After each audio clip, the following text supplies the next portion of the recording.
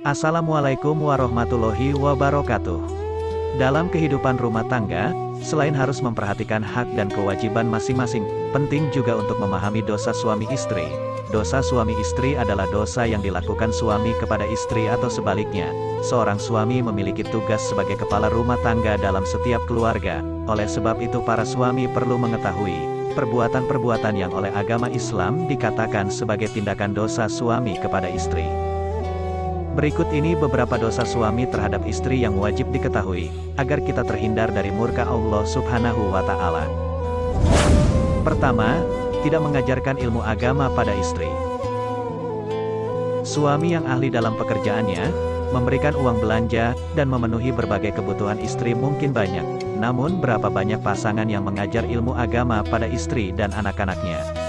Padahal, hal itu sudah menjadi kewajiban suami, yakni wajib untuk menjauhkan diri dan keluarga yang dipimpinnya dari pedihnya azab kubur dan siksa api neraka.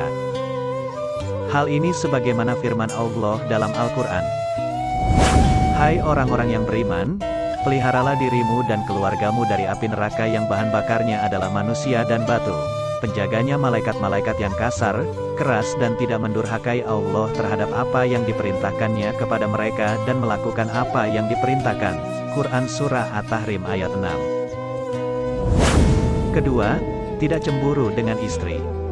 Cemburu yang pada kadarnya bisa menjadi tanda cinta, sehingga jika pasangan tidak pernah merasa cemburu dengan istri bisa dipertanyakan rasa cintanya. Apalagi jika istri jalan-jalan keluar rumah, kesana kemari dengan lelaki lain, tapi pasangan tidak merasa cemburu. Ini adalah salah satu kesalahan besar yang dilakukan oleh suami.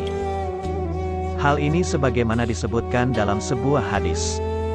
3 golongan yang Allah tidak akan melihat mereka pada hari kiamat, yaitu seseorang yang durhaka kepada kedua orang tuanya, wanita yang menyerupai lelaki, dan ad-dayuts. Hadis riwayat An-Nasai, dan ad-dayuts adalah lelaki yang tidak memiliki kecemburuan terhadap keluarga atau istrinya. Ketiga, tidak memberi nafkah pada istri. Memberikan nafkah adalah tanggung jawab utama bagi seorang suami. Bayangkan saja jika seorang wanita yang telah rela meninggalkan kedua orang tuanya untuk hidup mengabdi pada suami, bahkan rela mengandung anak dan melahirkannya untuk si suami, namun diabaikan dan tak diperhatikan.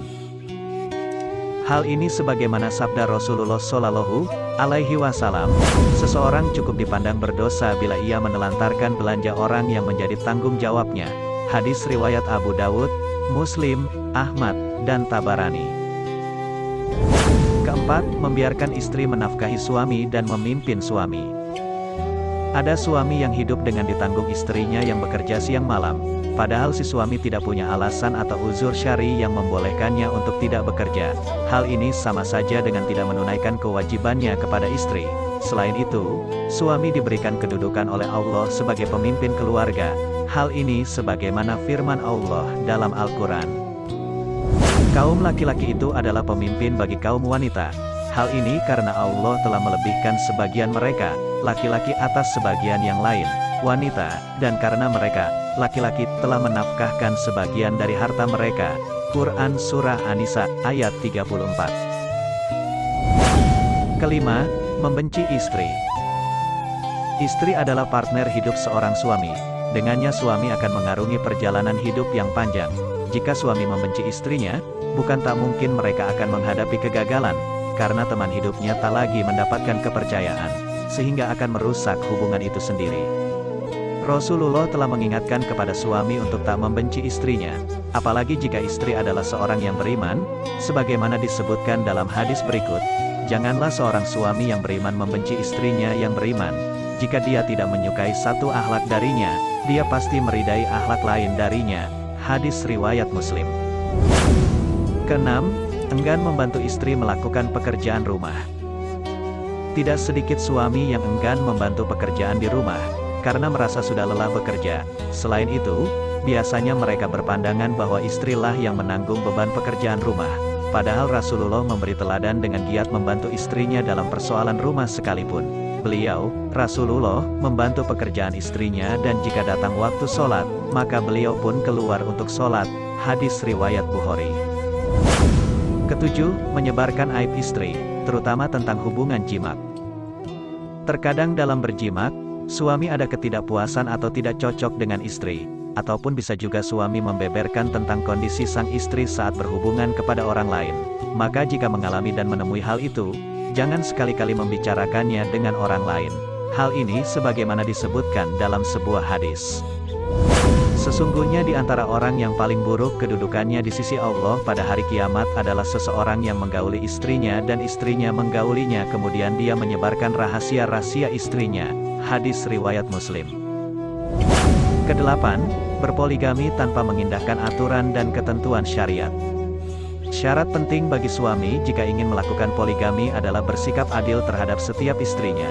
Bahkan Allah Subhanahu wa Ta'ala memperingatkan kepada suami, jika memang takut tak bisa berlaku adil maka cukup nikahi seorang saja. Kemudian jika kamu takut tidak akan dapat berlaku adil, maka kawinlah seorang saja. Quran Surah An-Nisa ayat 3. Kesembilan, ringan tangan kepada istri. Ringan tangan yang dimaksud adalah mudah memukul dan menyakiti fisik istri. Jika ada perselisihan seringkali menyelesaikannya dengan kekerasan. Hal ini sangat dibenci oleh Allah Subhanahu wa Ta'ala. Hal ini sebagaimana disebutkan dalam sebuah hadis. Hendaklah engkau memberinya makan jika engkau makan, memberinya pakaian jika engkau berpakaian, tidak memukul wajah, tidak menjelek-jelekannya. Hadis riwayat Ibnu Majah disahihkan oleh Syekh Albani. Kesepuluh, bersikap baik pada orang lain, tapi bersikap buruk pada istri. Jika dengan istri gampang mengeluarkan kata-kata kasar dan memukul, sedangkan kepada orang lain sangat menghargai, berucap dengan kata-kata lembut dan perhatian, hal itu bertentangan dengan hadis berikut ini. Mukmin yang paling sempurna adalah yang paling baik akhlaknya, dan sebaik-baik kalian adalah yang paling baik terhadap istri-istrinya.